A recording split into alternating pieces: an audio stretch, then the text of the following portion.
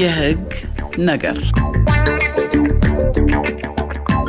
በዚህ ፕሮግራም በአገራችን አነጋጋሪ የሆኑ ጉዳዮች በህግ እንዴት እንደሚታዩ ማብራሪያ ይሰጥበታል። አድማጮችም በየዕለቱ በሚነሳው ርዕሰ ጉዳይ ላይ ያላቸውን የህግ ጥያቄዎች በቀጥታ የስልክ መስመር በመግባት ባለሙያውን የሚጠይቁበት ነው።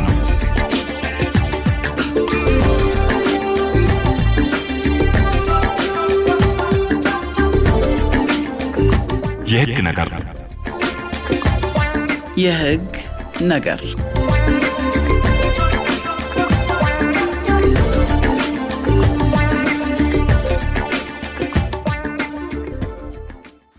ሰላም ጤና ይስጥልን የተወደዳችሁ አድማጮቻችን፣ ሳምንታዊ የህግ ነገር የቀጥታዊት ፕሮግራማችንን ነው ጀምረናል።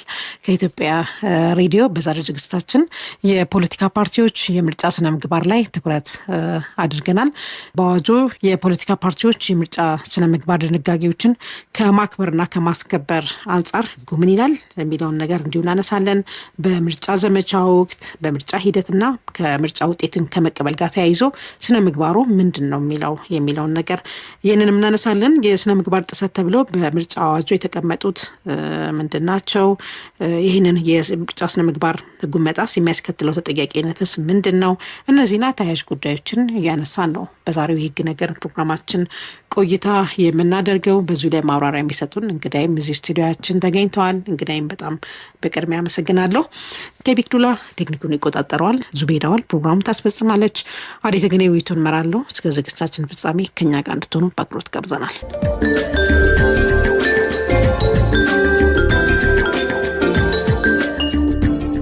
የፖለቲካ ፓርቲዎች የምርጫ ስነ ምግባር ነው የዛሬው ጉዳያችን። በዚሁ ላይ ማብራሪያ የሚሰጡን እንግዳይን ላስተዋውቅ። አቶ አበበ ጌታሁን ይባላሉ። አቶ አበበ በፍትህ ሚኒስቴር ከፍተኛ አቃቢ ህግ ናቸው።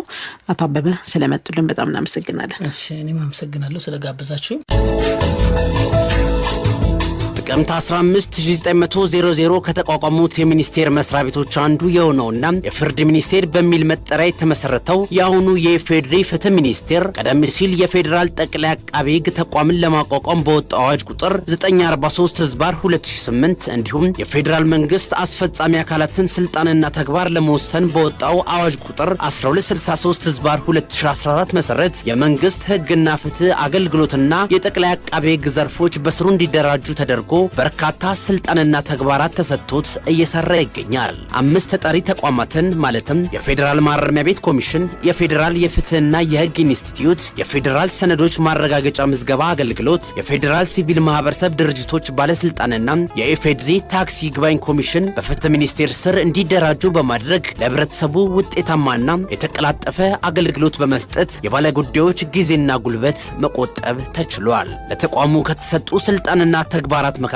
በህግ ጉዳዮች የፌዴራል መንግስት ዋና አማካሪና ተወካይ ሆኖ መስራት፣ የፌዴራል ህጎች ተፈጻሚነትን መከታተል፣ በወንጀልና ፍትሐብሔር ጉዳዮች ዓለም አቀፍ ግንኙነትና ትብብር ማድረግ፣ በተጨማሪም በተሻሻለው የቤተሰብ ህግ፣ በመገናኛ ብዙሃን፣ በንግድ ውድድርና ሸማቾች እንዲሁም በሌሎች አዋጆችና ህግ ጉዳዮች የተመለከተ ለሚኒስቴር መስሪያ ቤቱ ስልጣንና ተግባራት የተሰጡ የህግ ማዕቀፎች ናቸው። ፍትህ ሚኒስቴር ይህን የህግ ነገር የተሰኘውን ፕሮግራም በአጋርነት ሲያቀርብላችሁ ደስታ ይሰማዋል።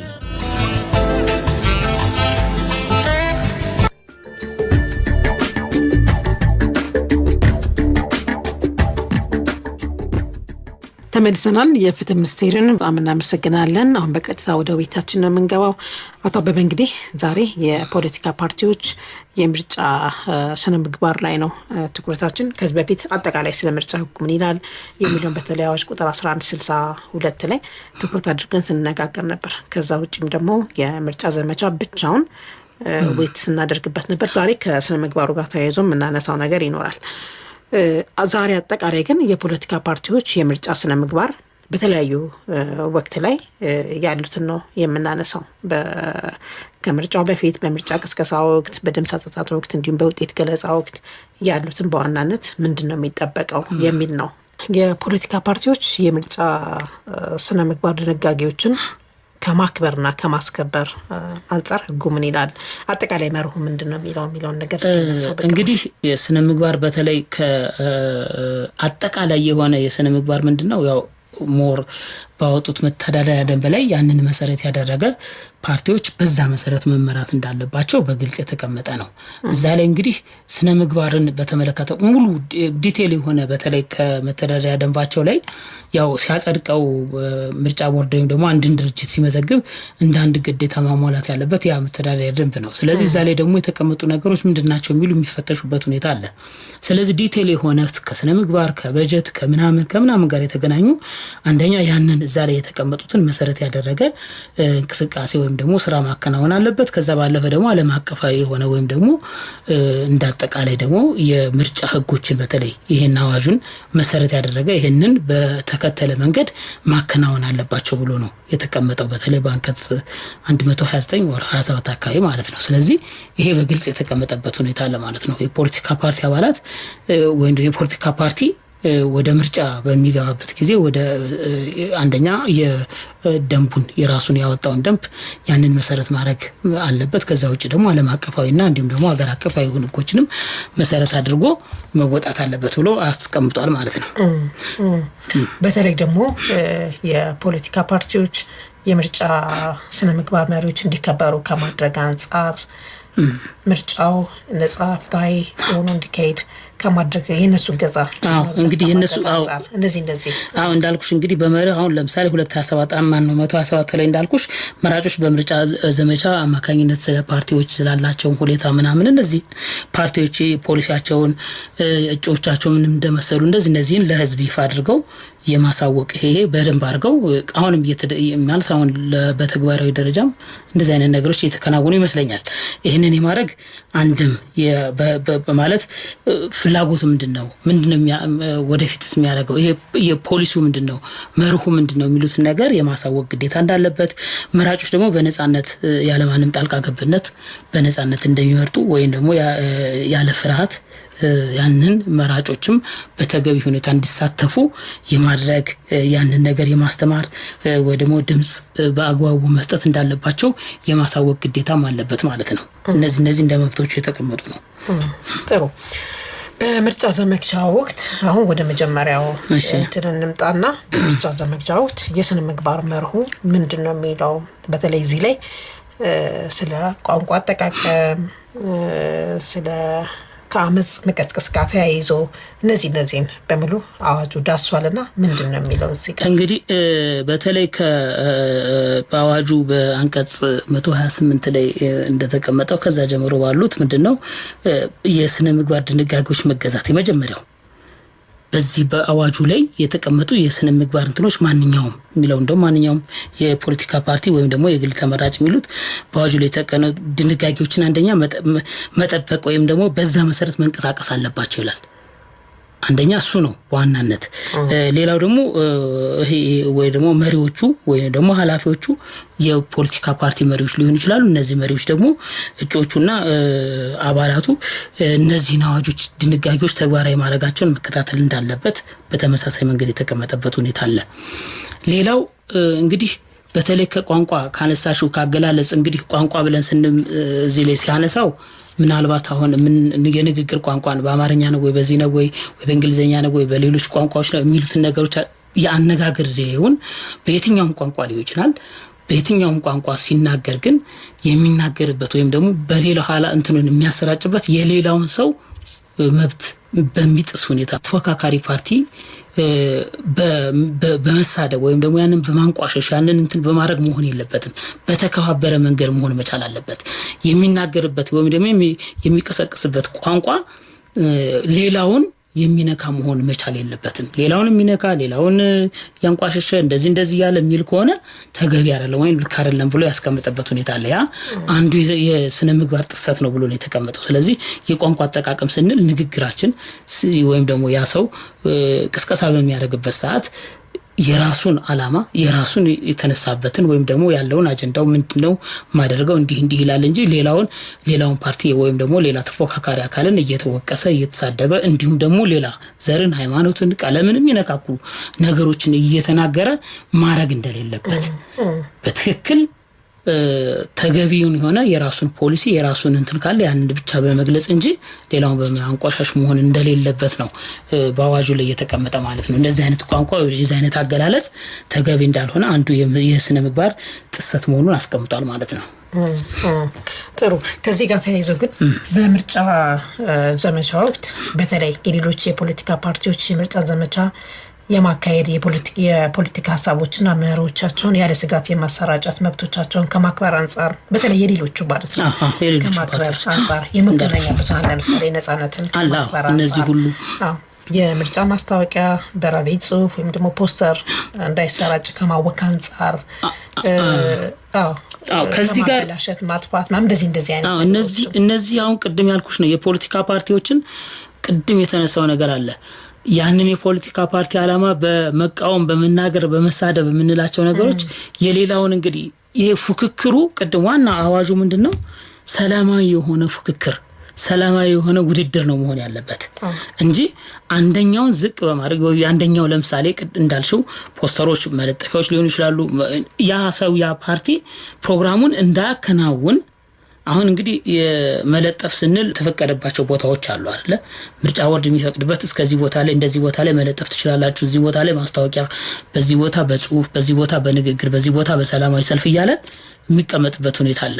ስለዚህ ያንን ሲያደርግ የራሱ የሆነ ጊዜ ቦታ ስላለው የሌላኛው ፓርቲ አባል ለምሳሌ ደርቦ መለጠፍ ሊሆን ይችላል መቅደር ሊሆን ይችላል እንደዚህ አይነት ተግባር ውስጥ ከተሳተፈ ፉክክሩ ሰላማዊ አይደለም ማለት ነው። ስለዚህ የሰላማዊ ፉክክር አንዱ መገለጫው የሌላኛውን ተፎካካሪ ፓርቲ አባል ወይም ደግሞ ተወዳዳሪ መብት በጠበቀ መንገድ መሆን መቻል አለበት። የዛኛውን መጉዳትም መከልከልም አይችልም ነው። በዛ አይነት መንገድ መሆን አለበት። ከማሰራጨት ጋር በራሪ ወረቀቶችን ምናምን የመሳሰሉቶችን እነዚህን ሁሉ በማክበር ማከናወን አለበት ነው። ሞር ሰላማዊና ዲሞክራሲያዊ የሆነ እንትን ለማከናወን እነዚህ ተግባራት መጠበቅ አለባቸው ማለት ነው። ሌላው ከአመጽ መቀስቀስ ጋር ተያይዞ ያለው ነገር ትንሽ ነገር ይሄ እንግዲህ ከአመጽ ጋር እንዳልኩሽ ማንኛውም የፖለቲካ ፓርቲ እንግዲህ ምናልባት እዚህ ላይ የፖለቲካ ፓርቲ ብቻ ብለን አንሳን እንጂ ተወዳዳሪ የግል እጩዎችም ሊኖሩ ይችላሉ። በዚህን ሰዓት በቅስቀሳ ሰዓት ወደ አመጽና ወደ ብጥብጥ የሚያደላ ቅስቀሳዎችን እንትን ማድረግ በፍጹም የተከለከለ ነው።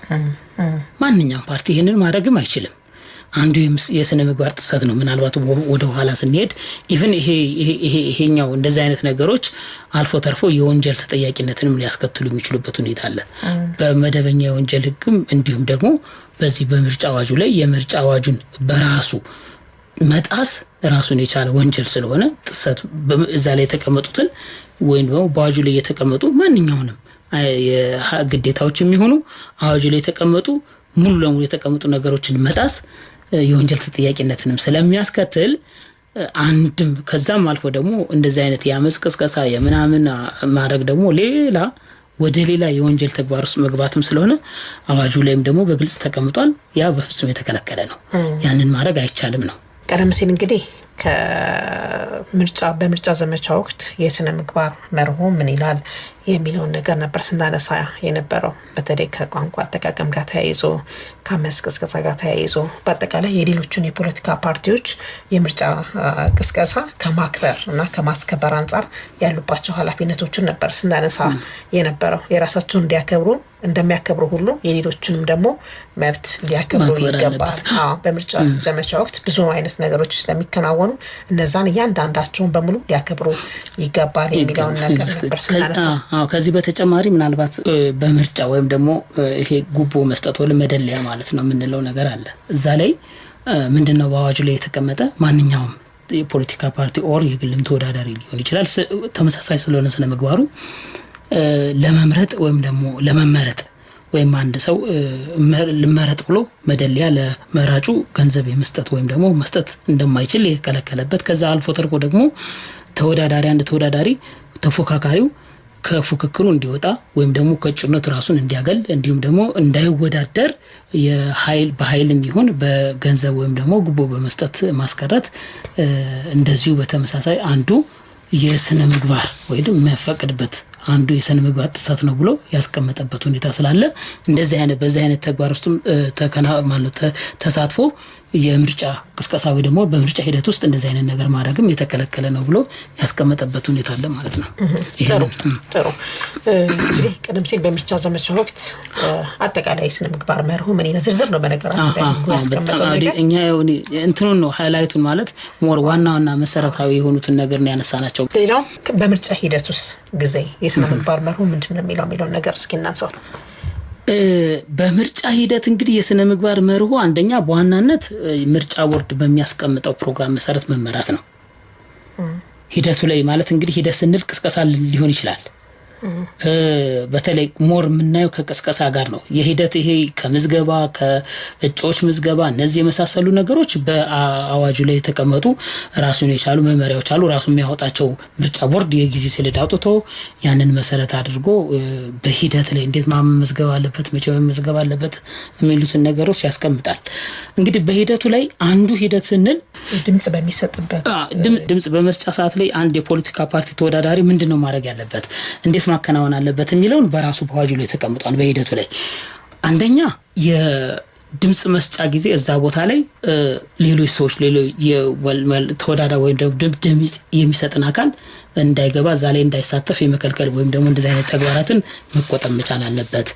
የድምጽ አሰጣጡ ሂደት ሰላማዊና ማለት ይሄ ያልታወቀ እንዳይታወቅ የማድረግ ኃላፊነት በተለይ ድምጽ አሰጣጡ ላይ ተሳታፊዎቹ በተገቢ ሁኔታ መጣው እንዲሳተፉ ያንን የማገዝ የማስተባበር ግዴታ አለበት ማለት ነው። የፖለቲካ ፓርቲ ተወዳዳሪ በድምጽ ሂደት ባሰጣጡ ላይ ያንን መሰረት ድምጽ እንዳይሰጥ እንደዚህ የማድረግ ነገሮችን መከልከል ማወቅም እንደሌለበት በአዋጁ ላይ ተቀምጧል ማለት ነው።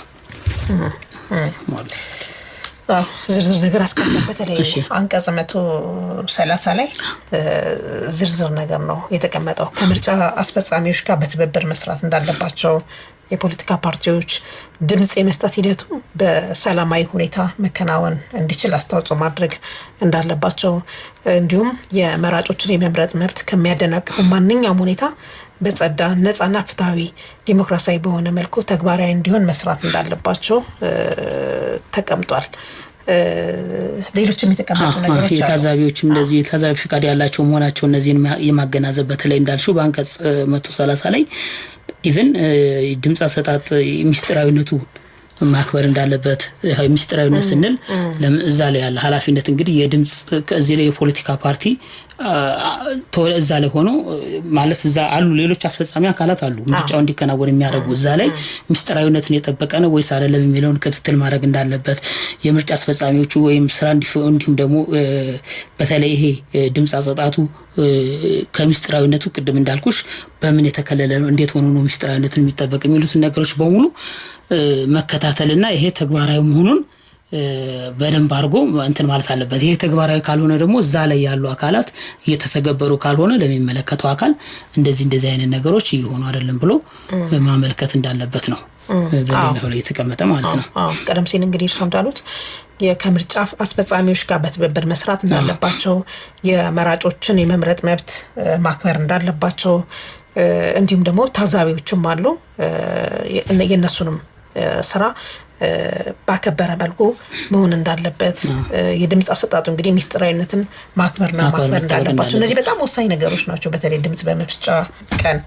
ስለዚህም አንዱ የስነ ምግባር ስነ ምግባር ላይ ሲከተለው እዚህ ላይ ሞር አሁን እዚህ ላይ ምናልባት አዋጁ እንግዲህ ሲያስቀምጥ ይሄንን ለሁሉም ነው በነገራችን ላይ የፖለቲካ ፓርቲ አባላት ብቻ ሳይሆን እዛ ላይ ለምሳሌ ያንን የሚያስፈጽሙ አካላት አሉ። በይበልጥ በምርጫ ሰዓት በጣም በርካታ ተሳታፊዎች አሉ። ቅድም እንዳልኩ ታዛቢዎች አሉ፣ ሌሎች አካላት እነዚህ ሁሉ ያንን ህግ መሰረት አድርገው እየተከናወነ ነው የሚለውን ማንኛውም ሰው ነው የሚከታተለው። ሞር ግን የፖለቲካ ፓርቲ አባላት ደግሞ ወይም ደግሞ እዛ ላይ ያለ ተመራጭ አካል በተገቢ ሁኔታ እየተከናወነ ነው የሚለውን እሱም እገዛ ድጋፍ ማድረግ አለበት ድጋፍ ማድረግ አለባቸው እንጂ እንቅፋት መደገፍ ከዛም አልፎ መደገፍም አለባቸው። ኤግዛክትሊ ይሄ ነገር እንዳይከሰት ይሄ ነገር እንዳይሆን እንዳይከለከሉ የሚከለከል አሳው ካለ ለምን ብሎ እዛ ላይ ቀርቦ በደንብ አድርጎ እንደው ምናልባት እንዳንድ ግዴታ ያስቀመጠበት ምንድነው የፖለቲካ ፓርቲ አባላት በተለይ ፓርቲዎች ይሄን ህግ ይሄ አዋጅ 1162ን ለአባላቱም ሆነ ለእጮቹ የማስተማርና የማስገንዘብ ግዴታ ሁሉ አለበት። በነገራችን ላይ አንዱ ከግዴታ ይሄንን አዋጁን ማሳወቅ ነው ይላል። ስለዚህ እዛ ላይ የሚያስቀምጠው ለምሳሌ ተወዳዳሪ ፓርቲ የራሱ የሆነ ታዛቢ ሊያስቀምጥ ይችላል። ያ ሰው በትክክል የምርጫ ሂደቱን እዛ ላይ እንግዲህ በምርጫ ሂደት ጊዜ መከናወን ያለባቸው ምን ያህል ሜትር ነው የሚርቀው፣ ተመራጭ ምን ያህል ሜትር ነው፣ መራጭ የት ቦታ ነው የሚመርጠው የሚሉት በመመሪያ የሚወጡ ናቸው። ያችን መመሪያ መሰረት ያደረገ ነው ወይ የተከናወነው የሚለውን በደንብ አድርጎ እንዲያቅ የማስተማር ግዴታ አለበት ይሄን አዋጁን ማለት ነው። ስለዚህ ያንን መሰረት ያደረገ አንዱ ትብብር አንዱ ያንን መጠበቅ ብቻ ሳይሆን ተግባራዊ እንዲሆንም ማድረግ አለበት ማለት ነው። ጥሩ አድማጮቻችን የህግ ነገር ፕሮግራማችን ነው ያደመጣችሁ የምትገኙት ከኢትዮጵያ ሬዲዮ የምርጫ ስነ ምግባር ህጉ ላይ ነው። ዛሬ ትኩረታችን አቶ አበበ ጌታሁን ፍትህ ሚኒስቴር ከፍተኛ አቃቤ ህግ ማብራሪያ እየሰጡን የሚገኙት እንግዳችን ናቸው። ከአጭር ቆይታ በኋላ ተመልሰን እንገናኛለን።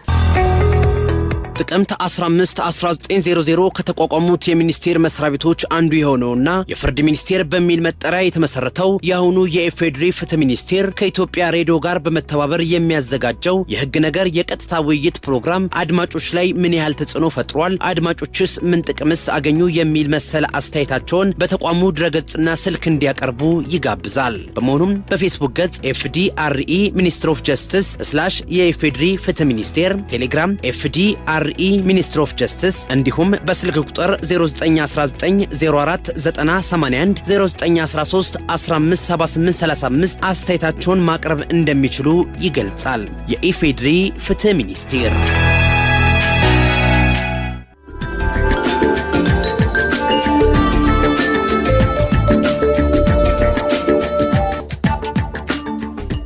ተመልሰናል። የፍትህ ሚኒስቴርን በድጋሚ በጣም እናመሰግናለን። ውይይታችንን እንቀጥላለን። ቀደም ሲል እንግዲህ በምርጫ በዘመቻ ወቅት እንዲሁም ደግሞ በምርጫ ሂደት ወቅት ድምጽ በሚሰጥበት ጊዜ የስነ ምግባር ህጉ ምንድነው የሚለውን ነበር ስናይ የነበረው። አሁን ደግሞ ምርጫው ከተከናወነ በኋላ ደግሞ ውጤት መቀበል የሚባል ነገር አለ። በዛስ ጊዜስ የፖለቲካ ፓርቲዎች ምንድነው የሚለው ስነ ምግባሩ ህጉ የሚለውን ነገር እንግዲህ ይሄ ዋናው በተለይ ከምርጫ ሂደት ወይም ከምርጫ በኋላ የሚመጣ የአንዱ የስነ ምግባር መጠበቂያ መንገድ ነው። በተለይ በአዋጁ ባንቀጽ 131 ላይ የምርጫ ውጤትን መቀበል የሚለውን ያስቀመጠበት አንደኛ ማንኛውም የፖለቲካ ፓርቲ ወይም ደግሞ የግል ተወዳዳሪ የሚመለከተው ህጋዊ አካል በተለይ የተረጋገጠውን የምርጫ ውጤት የመቀበል ግዴታ አለበት። እንግዲህ ቀደም እንዳልኩሽ ሌሎች አካላት አሉ ምርጫውን ለምሳሌ የሚገልጹ የምርጫ የሚቋቋሙ ያሰው ቆጠራውን የሚያከናውኑ ምናምን የሚሉትን ምርጫ ቦርድ የሚያስቀምጣቸው አካላት እነሱ ካወጡ በኋላ ማን ነው ይሄንን ውጤት የሚገልጸው? ምርጫ ቦርድ ነው። ማንኛውም እንትኖቹ ሊለጠፉ ይችላሉ። ይሄ በየእንትኑ በየጣቢያው በተወዳደሩበት ምናምን የሚለጠፍ ግን አጠቃላይ ምርጫ ውጤት የሚባለው ሙሉ ለሙሉ ምርጫ ቦርድ ሰብስቦ ጋዜጣዊ መግለጫው መንገድ አውጥቶ እዚህ ቦታ ላይ ይሄን ያህል እንደዚህ ብሎ የሚሰጠው ማለት ነው። ያንን ማንኛውም ፓርቲ የመቀበል ግዴታ አለበት። አንድ እሱ ነው። ከዛ ባለፈ ይሄ እዚህ የተሰጠው የምርጫ ውጤትን በተመለከተ ወይም የግል ተወዳዳሪ ቅሬታ ካለበት ለሚመለከተው አካል ያንን ቅሬታውን ማቅረብ ይችላል እንጂ ቀጥታ ወጥቶ ወይ እንደዚህ ነው አይነት ነገር መሄድ አይችልም ነው። ሌላው እንግዲህ ምናልባት ከዚህ ከውጤቶችን ወይም ደግሞ ምርጫው ከተደረገ በኋላ ውጤቱ ላይ ያለውን አስተያየትና እንዲሁም ደግሞ ይፋዊ መግለጫ መስጠት መብትም እንዳለው በተመሳሳይ መንገድ አቅርበትም እንደዚህ ቅሬታ አለብኝ ብሎ ከዚህ ከንትኑ በተጨማሪ ማለት ነው ለሚመለከተው አካል ያው ፍርድ ቤትም ሊሆን ይችላል እዛው ቦርዱ ላይም ሊሆን ይችላል ዞሮ ራን የቻለ ስቴፕ አለው። በዛ አግባብ ምርጫው ውጤቱ ላይ ቅሬታውን መግለጽ ይችላል። ከዛ ባለፈ ደግሞ ተቀበለም ያለውንም ቅሬታ ይፋዊ ሆነ መግለጫም የመስጠት መብት እንዳለው በአዋጁ ላይ ተቀምጧል ማለት ነው። ከዚህ ውጪ እንግዲህ የፖለቲካ ፓርቲ ወይም ደግሞ የግል ተወዳዳሪዎች በምርጫ ውጤቱን አስመልክቶ የሚሰጥ መግለጫ ወይም ግጭት የሚቀሰቅሱና ተወዳዳሪ ፓርቲውም ሆነ ግለሰቡን ወይም ደግሞ የሚያጥላላ ቋንቋ የጸዳ መሆን አለበት። እዚህ ላይ ቅድም እንዳልኩሽ መግለጫውን ሲሰጥ እንዳልኩሽ ነው አንድ ተወዳዳሪ ፓርቲ ወይ ተሸንፎ ሊሆን ይችላል እዛ ላይ ያንን ንግግር ሲሰጥ በትክክል ይሄ ሽንፈቱ ወይ ገሌ እንደዚህ ሆኖ ነው ገሌ እንደዚህ ምን አይነት ነገር ወይም ደግሞ የሚያረጋው ንግግር ሌላኛውን ተወዳዳሪ ፓርቲ የሚያጥራላና ለእንትን በሚደርግ መሆን መቻል እንደሌለበት በአግባቡ ስርዓቱን ጠብቆ መግለጫውንም መስጠት አለበት ብሎ ነው አዋጁ ያስቀመጠው። ስለዚህ ከምርጫ ውጤትን በተመለከተ ማንኛውም ሰው በጸጋ መቀበል መቻል አለበት ብሎ ነው አዋጁ ያስቀመጠው። ቅሬታ ካለው በህግ አግባብ ለሚመለከተው አካል ቅሬታውን ማቅረብ ይችላል። ኢቭን አልፎ ተርፎ መግለጫ መስጠት መብት አለው። ነገር ግን መግለጫውን ሲሰጥ ምን መሆን አለበት? የሌላውን ተፎካካሪ ፓርቲ ወይም ደግሞ የግል ተወዳዳሪም ሊሆን ይችላል ያንን ሰው በማያንቋሽሽና በማያጥላላ መንገድ መሆን መቻል አለበት። የሚጠቀመው ቋንቋ የሚጠቀመው ንግግር ሰላማዊና ሌላውን አካል ሊያስከፋ የሚችል መሆን የለበትም ነው እያለ ያለው አዋጁ ማለት ነው። ጥሩ። ሌላው ቀጥታ በርግጥ ሲያነሱት ነበር ግን በጠቅላላ አድርገን እናንሳው ብዬ ነው። በአዋጁ ለምሳሌ አንቀጽ 138 ላይ በዝርዝር ተቀምጧል። የፖለቲካ ፓርቲዎችና እጩ ተወዳዳሪዎች እንደው በአጠቃላይ አባላትና ደጋፊዎች የምርጫ ህጉን እንዲያውቁት ከማስተማር ወይም ደግሞ ከማሳወቅ አንፃር ያለባቸው ኃላፊነት።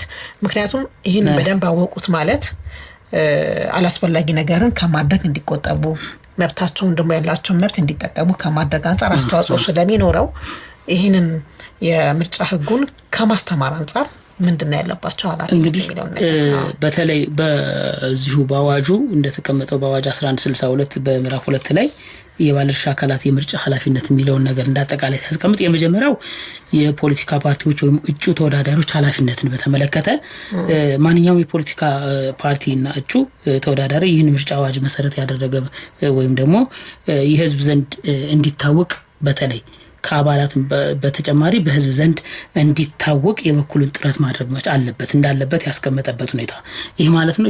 በሚያስተምርበት ሰዓት አዋጁ ሰው እንግዲህ አንድ ነገር አለ መምረጥ መብት ነው ብሎ አንድ ሰው ሲመርጥ አውቆና በደንብ አድርጎ ተረድቶ መሆን መቻል አለበት።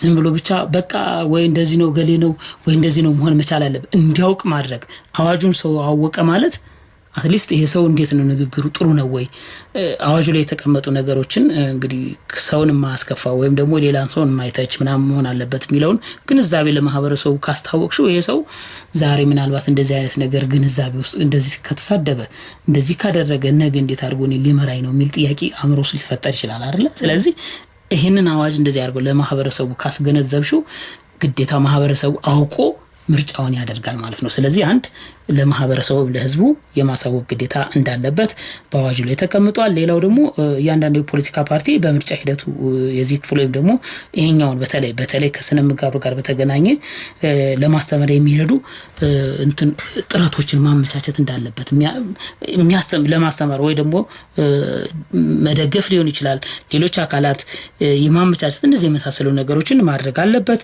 ማንኛውም በተለይ የፖለቲካ ፓርቲ የሚጩ ደግሞ የአዋጁን የዚህን ክፍል የአዋጁን ድንጋጌዎች ማክበር አለበት። እጮቹ እንደዚሁም ደግሞ ወኪሎቹ አባላቶቹ ደጋፊዎቹ ይህን አዋጅ እንዲያውቁ አክብረው እንዲንቀሳቀሱ የማድረግ ግዴታ አለበት ማለት ነው። ሌላው የማንኛውም የፖለቲካ ወይ የእጩ ተወዳዳሪ ሊሆን ይችላል ሁሉም ሰው የፖለቲካ እምነት እንዲኖረው ወይ ደግሞ አስተያየቱን በነጻ የመግለጽ መብት እንዳለው እንዲሁም ደግሞ በሌሎች የፖለቲካ እምነት እንደዚህ የመሳሰሉትን የመከተል እንዳለባቸው የማስተማር በዝርዝር የማስቀመጥ እንደዚህ ነገሮች ዞሮ እንዳጠቃላይ ስናየው አዋጁ ላይ የተቀመጡ መብትና ግዴታዎችን ለማህበረሰቡ የማሳወቅ እንዲሁም ደግሞ ለተወዳዳሪዎችም የማሳወቅ ግዴታ እንዳለበት ተቀምጧል ማለት ነው በዚህ አዋጅ ላይ። ጥሩ።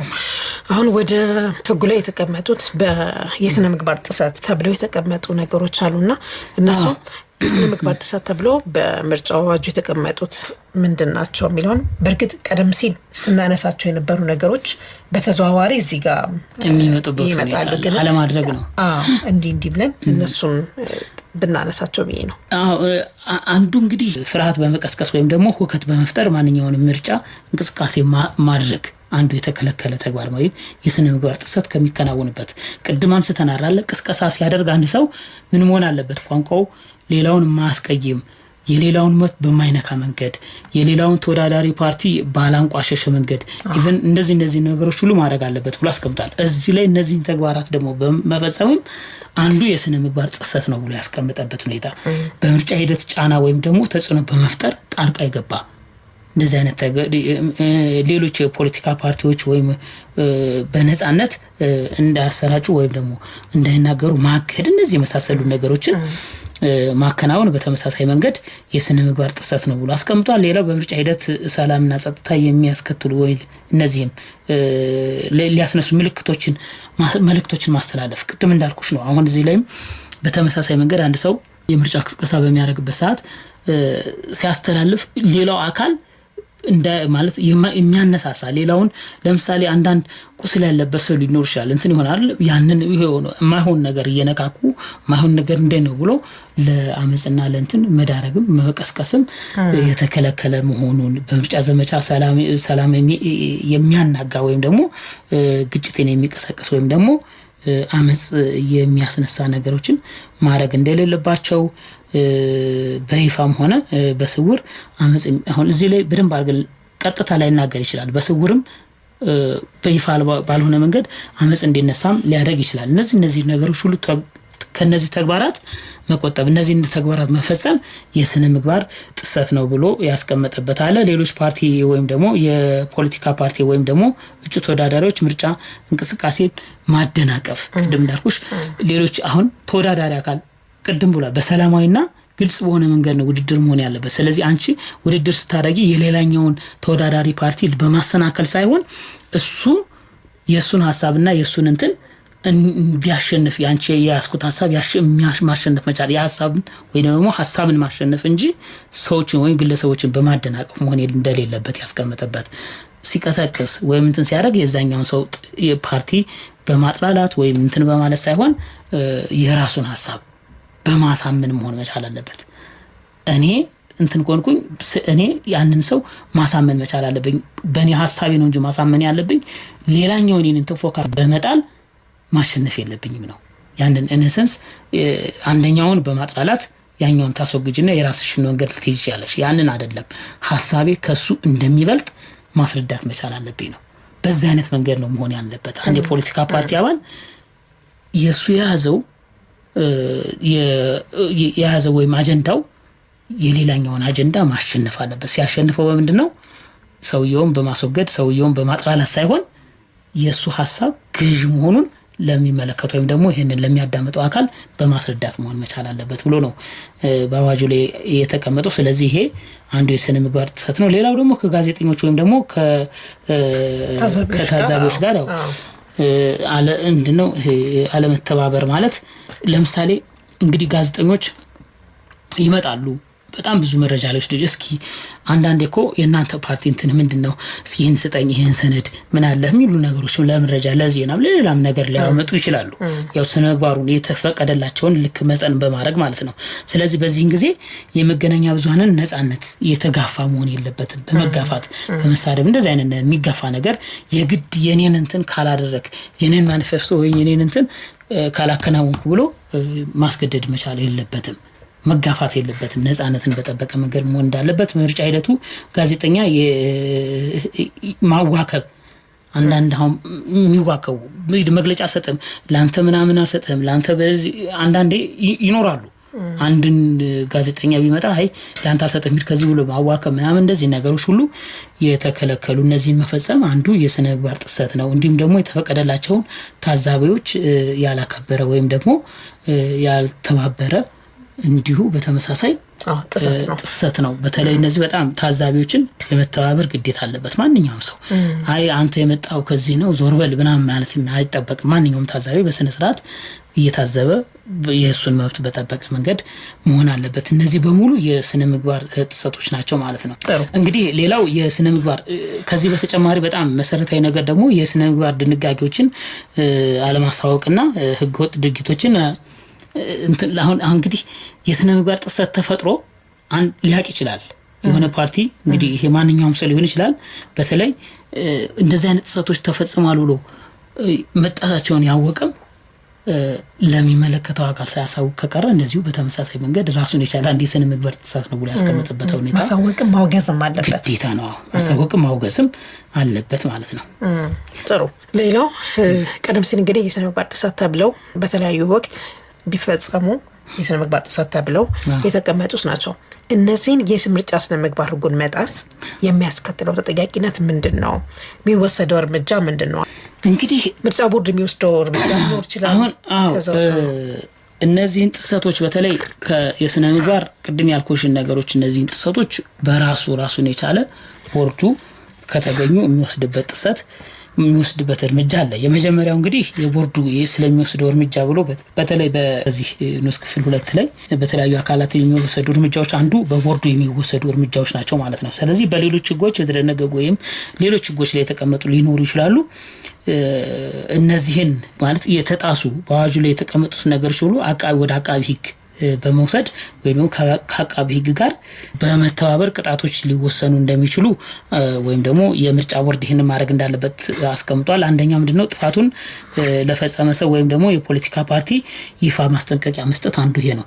እንግዲህ ቅድም ያላችሁ በሌሎች ህጎችና በዚያ አዋጅ ላይ የተቀመጠው የመጀመሪያው ምንድነው ከአቃቢ ህግ ጋር በመተባበር ጥፋቱን ለፈጸመው ሰው ወይም ደግሞ ፓርቲ ማስጠንቀቂያ አንድ የጽሁፍ ማስጠንቀቂያ መስጠት ነው። ሌላው ደግሞ ጥፋቱን የፈጸመ እጩ ወይም ደግሞ ፓርቲ ለእጩ ማለት ይሄ ለአጭር ጊዜ በከፊልም ሆነ በሙሉ ከመገናኛ ብዙሃን እንዲታገድ ማድረግ የቅጣት አይነቶቹ እነዚህን የተቀመጡ ስነ ምግባራቶችን የጣሰ ማለት ነው። ጥፋቱን ወይም የፈጸመ ፓርቲ የመንግስት የፖለቲካ ፓርቲዎች ድጎማ እንዳያገኝ ማድረግ እነዚህ ጥፋቶች የሚቀጡ ናቸው። ሌላው ደግሞ የጥፋተኛውን የፓርቲ ወይም ደግሞ የግል እጩ ተወዳዳሪ እንደ ጥፋቱ ክብደት ከምርጫ ተወዳዳሪነት መሰረዝ እስከዚህ ድረስ የሚደርሱ እርምጃዎች ሊወሰዱ እንደሚችል ተቀምጧል ማለት ነው። ስለዚህ ይሄ አንዱ በቦርዱ የሚወሰዱ እርምጃዎች ናቸው። ማስጠንቀቂያ ከመስጠት አልፎ እስከ ምርጫ መሰረዝ እንዲሁም ደግሞ ሌሎች ቅድም ያነሳናቸው መብቶች ለምሳሌ ድጎማ እንዳያገኝ ማድረግ የውድድር ለምሳሌ ለፓርቲዎች የምርጫ ቅስቀሳ የሚሰጣቸው ጊዜ አለ። ያንን ጊዜ ሊቀነስባቸው ወይም ደግሞ ሙሉ ሊታገድበት እንደሚችል አስቀምጧል ማለት ነው። ስለዚህ የመጀመሪያው እርምጃ የሚወስደው አንዱ በቦርዱ ነው ማለት ነው። ስለዚህ ከዚህ ጋር በተገናኘ ለምሳሌ ቦርዱ የሚሰጣቸው ውሳኔዎች አሉ። አቤቱታው ለቦርዱ ወይም ይሄን የስነ ምግባር ጥሰቶችን ወይም ተከትሎ የሚሰጡ ውሳኔ ላይ ቅር የተሰኘ ወገን አቤቱታውን ለፌደራል ከፍተኛ ፍርድ ቤት ማቅረብ እንደሚችል ለምሳሌ ከዚህ ከስነ ምግባር ቅድም እንዳልኩሽ የስነ ምግባር ጥሰት ፈጽሟል ተብሎ ተረጋግጦ ቦርዱ እርምጃ ይወስዳል። ስለዚህ ያንን እርምጃ የተቃወመ ማንኛውም ሰው ደግሞ ቅሬታውን ወደ ፍርድ ቤት መውሰድ ይችላል። ይህም ለፌደራሉ ከፍተኛ ፍርድ ቤት ቅሬታውን ማቅረብ ይችላል ማለት ነው። ጥሩ። በአጠቃላይ የፖለቲካ ፓርቲዎች የሚያደርጓቸው ወይም ደግሞ የሚያከናውኗቸው ተግባራት የራሳቸውን ከማስከበር ብቻ ሳይሆን የሌሎችን ባከበረ መልኩ መሆን አለበት ነው። አጠቃላይ የሌሎችን ተፎካካሪ ፓርቲዎች ብቻ ሳይሆን ኢቭን የአድማጩ ወይም ደግሞ የህዝቡንም ሞራልና እንትን የጠበቀ መሆን መቻል አለበት። አጠቃላይ ሀሳቡ የስነ ምግባር ህጉ እንደዚህ ነው የሚለው የራሳቸውን ከማስከበር አንፃር ብቻ ሳይሆን የሌሎችንም ባከበረ መልኩ መሆን አለበት የሚለውን ነገር ለማስቀመጥ እንወዳለን። አድማጮቻችን እንግዲህ በተወሰነ መልኩ ቢሆን ተረድተውታል ብዬ አስባለሁ። ሰፊ ነው ይሄ ጉዳይ። ማንበብ የሚችሉ ሰዎች አክሰሱ ያላቸው ሰዎች አዋጅ ቁጥር 1162 ደግሞ በዝርዝር ቢያንስ ሙሉ መረጃ ይሰጣቸዋል። ከዚህም ውጪ ደግሞ ይህን መሰረት አድርገው የወጡ ደንብ መመሪያ እነዛንም ማየት ይቻላል። ለማንኛውም አቶ አበበ ጌታሁንን እጅግ በጣም አመሰግናለሁ። በፍትህ ሚኒስቴር ከፍተኛ አቃቢ ህግ ናቸው። ስለሰጡን ማብራሪያ እጅግ በጣም እናመሰግናለን። አድማጮቻችንም ስላደመጣችሁን እጅግ በጣም እናመሰግናለን። ከቢክሉና ቴክኒኩን ሲቆጣጠር ነበር ዙቢዳውል ፕሮግራም በማስፈጸም አዲስ የገኔ ውይይት መራው። በሚቀጥለው ሳምንት በሌላ ህግ ጉዳይ እንጠብቃቸዋለን። ጤና ይስጥልን።